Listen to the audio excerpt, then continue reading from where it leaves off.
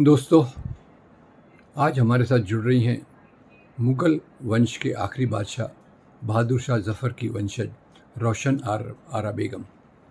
नमस्कार रोशन आरा जी, आपका स्वागत है। जी, धन्यवाद सर।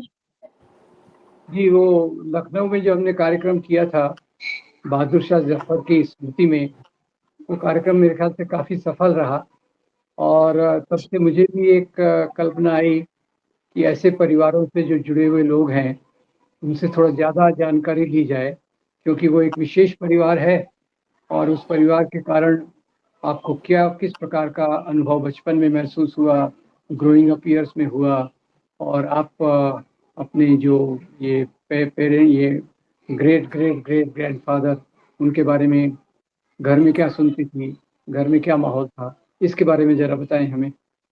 जी, देखिए, हमारा बचपन जो गुज़रा है, वो बहुत ही अ, बदहाली में गुज़रा है। ख़ैर, हमारे घर में मैं जब बहुत छोटी थी, तब मुझे मेरी नानी सुल्ताना बेगम जी से बहुत जी, कुछ सुनने को मिलता था, क्योंकि उस समय मेरे नाना मिर्ज़ा मोहम्मद बेदार बख्त उस वक़्त और ज़िंदा नहीं थे।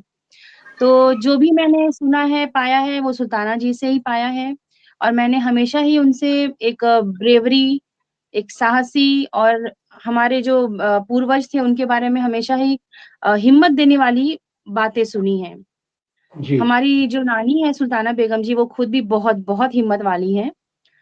तो बहादुर शाह ज़फ़र के बारे में हमने बहुत कुछ सुना है उनसे, वो कितने हिम्मत वाले थे, उनके साथ जो 1857 की क्रांति में जो हुई उनके साथ घटनाएँ, जी, उनके बेटों को कत्ल करना, उनमें उनका एक न पोता भी था, फिर उन्हें अपने देश से निकाल दिया जाना, उनकी आखिरी जो एक चाहत थी, इच्छा थी कि वो अपने देश में वापस आएँ वतन में, मिट्टी उनको नसीब हो, ख़ैर वो तो हो ना सकी।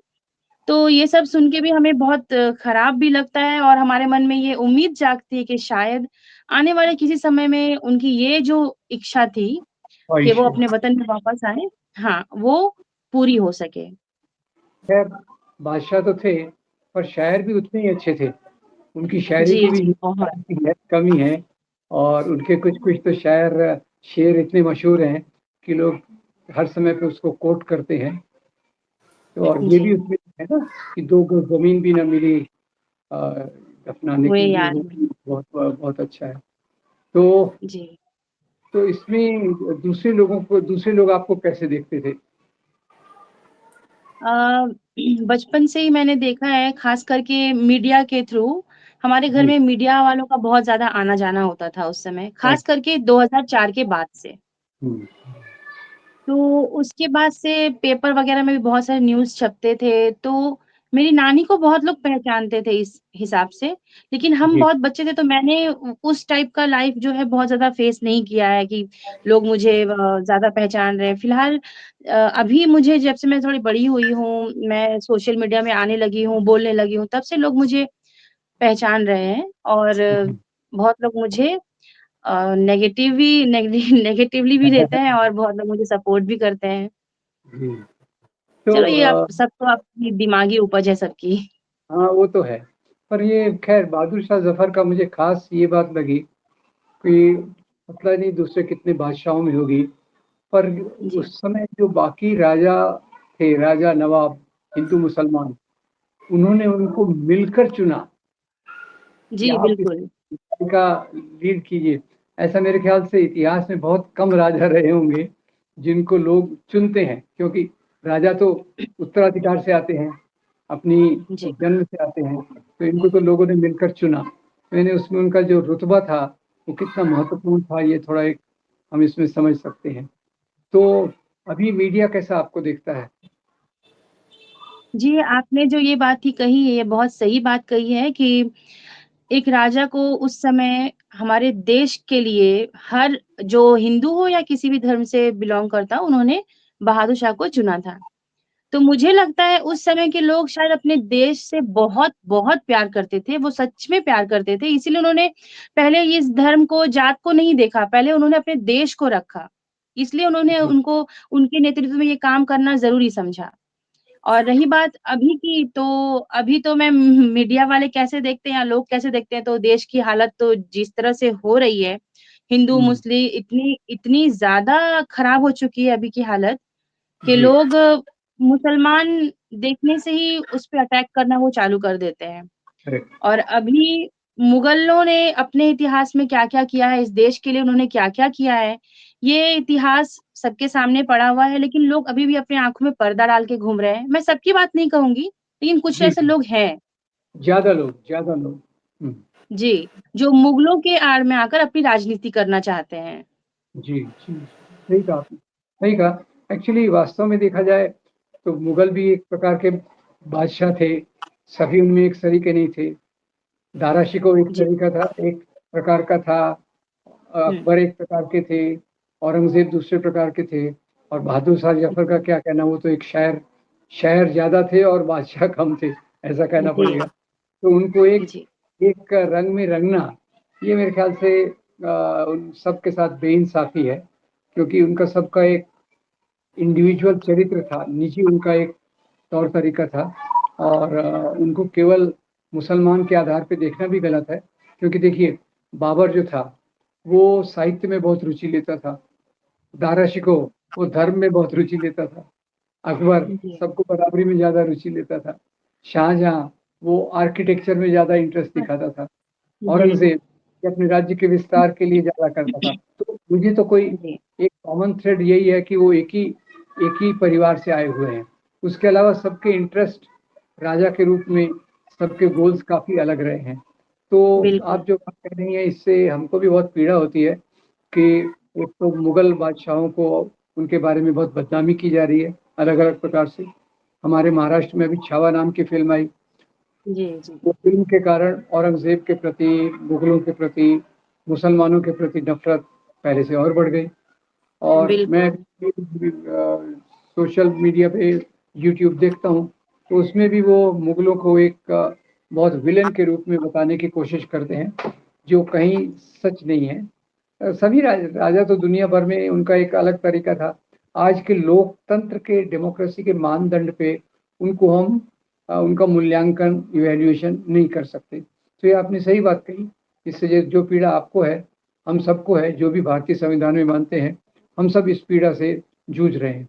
तो आपको आजकल कहीं-कहीं निमंत्रण आते हैं बहादुर शाह ज़फ़र पे बोलने के लिए या आपके परिवार के संस्मरणों के बारे में? ऐसा कोई निमंत्रण हमें नहीं आता है जी, कि मतलब ये कुछ प्रोग्राम है तो आप आएँ, ऐसा कुछ भी नहीं होता है। बेसिकली अगर मैं ये बात खुल के कहना चाहूँगी कि मैं बहुत हद तक खुद के कौम से भी इग्नोर किए मतलब मैं नहीं, मैं सुल्ताना बेगम बोली या मुगल वंशज जो हैं, वो खुद के कौम से भी बहुत ज़्यादा इग्नोर किए गए हैं। जी, अभी से नहीं, बहुत शुरुआत से ही, मेरे नाना के समय से भी, जो मैं सुनते आई हूँ, देखते आई हूँ। तो जी, ख़ैर कोई हमें ऐसे इन्विटेशन तो अभी देता नहीं है, लेकिन कोई नहीं, मैं तो अपनी बात रखने के लिए, अपनी सोच समझ रखने के लिए अपने प्लेटफ़ॉर्म पे बोलती ही रहती हूँ। और जी, रही बात इतिहास की, तो इतिहास हमेशा ही सबके पास अवेलेबल है, लेकिन कुछ तबके के लोग जिन्हें मैं शिक्षित तो नहीं बोलूँगी क्योंकि जो लोग शिक्षित होते हैं ना, वो कभी भी बिना सोचे-समझे बातें नहीं करते हैं। हुँ, जो लोग बहुत शिक्षित हैं, समझदार हैं और फैक्ट पे बात करना जानते हैं, वो हमेशा ही सच का साथ देते हैं। तो सही, ऐसे हालातों में जो लोग मुगलों को बदनाम कर रहे हैं, बेसिकली वो पॉलिटिक्स कर रहे हैं और कुछ भी नहीं।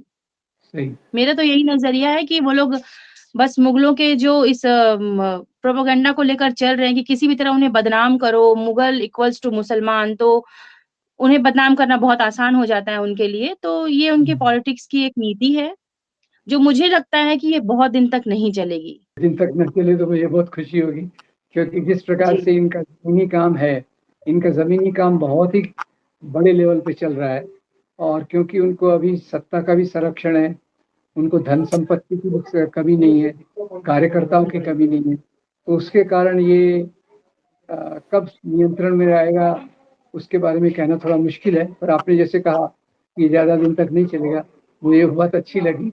उम्मीद करता हूँ कि ज़्यादा दिन तक ना चले। तो एक भारतीय नागरिक के रूप में आप कैसे देखते हैं भारत के भविष्य को? मैं भारत में पली-बड़ी, सिर्फ़ मैं ही नहीं, हमारे बहुत से जो पूर्वज हैं, वो भी भारत में ही पैदा हुए हैं, पले-बड़े हैं। उनके अंदर भी देश के प्रति वफ़ादारी थी। मैं भी भारत में पली-बड़ी हूँ, पैदा हुई हूँ, मुझे अपने देश से उतना ही प्यार है जितना एक किसी आम इंसान को अपने देश से प्यार होता है। जी, मुझे भी जी। अपने देश से उतना ही प्यार है। तो इस नज़रिए से मैं एक आम इंसान के हिसाब से भी अगर सोचूँ तो मुझे लगता है मेरे देश को जो लोग नुकसान पहुँचा रहे हैं, वो चाहे किसी भी तरह पहुँचा रहे हो, वो धर्म को लेकर आपस में लड़ा रहे हों, जो भी करते हैं वो बिल्कुल गलत है और देश भारत एक भारत देश के नागरिक होने के नाते, एक भारतीय होने के नाते, मैं हमेशा ही उनके खिलाफ आवाज़ ज़रूर उठाऊँगी। इसके लिए कोई मुझे सपोर्ट करे, ना करे या कोई मुझे जिस तरह भी ले, मेरी बातों को जितनी भी गंदगी से अपने दिमाग में भरे या मेरे प्रति गंदगी रखे अपने दिमाग में, मैं फिर भी अपने देश को मैं प्यार करती हूँ। अपने देश के लिए मुझे जो-जो सही लगेगा वो मैं बोलूँगी ज़रूर। जी। जी, मैं आपके जज़्बे को सलाम करता हूँ। बहुत प्यारा जज़्बा है ये। इसी आधार पे हम सब इंडियंस को साथ में रहना चाहिए, तभी हमारे देश आगे जा सकेगा। और जो अच्छे-अच्छे मूल्य इतिहास ने हमको दिए, आज क्या किया जा रहा है कि इतिहास में जो नेगेटिव चीज़ें हैं, नकारात्मक चीज़ें हैं, उनको प्रोपेगेट किया जा रहा है और जो अच्छी चीज़ें हैं, जैसे किसी का साहित्य अच्छा है, किसी की शायरी अच्छी है, किसी का आर्किटेक्चर अच्छा है, तो वो सब चीज़ों को हम सहेज कर समाज में और विकसित करें। यही उम्मीद के साथ मैं आपको बहुत-बहुत धन्यवाद देता हूँ। आप इस शो पर आईं और हम जुड़े रहेंगे और इस प्रकार की बातें और दूसरी बातें हम समाज में करते रहेंगे। आपका बहुत धन्यवाद, शुक्रिया।